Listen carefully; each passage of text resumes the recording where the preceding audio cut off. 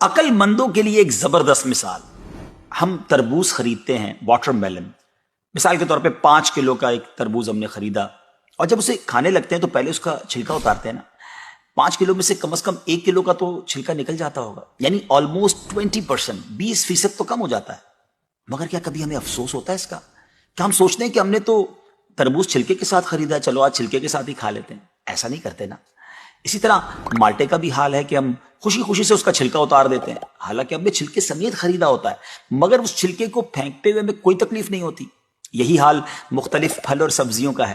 اچھا، ہم چکن بھی تو خریدتے ہیں، زندہ ثابت، اسی کو تولتے ہیں، تلواتے ہیں، پیسے دیتے ہیں، مگر جب کھانے کی باری آتی ہے، پکانے کی باری آتی ہے، تو اس کے بال، اس کی خال، اس کی آلائشیں نکل جاتی ہیں، تو ویٹ تو کم ہو جاتا ہے. مگر کبھی اس پر دکھ ہوتا ہے؟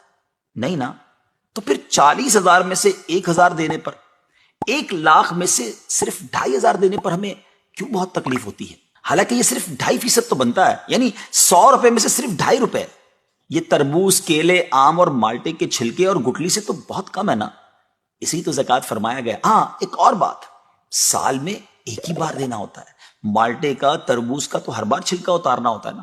یہ 100 روپے میں سے 2.5 روپے یا 1,00,000 میں سے 2,500 روپے سال میں ایک ہی بار دینا ہوتا ہے، اور اسی کو زکوٰۃ کہا گیا.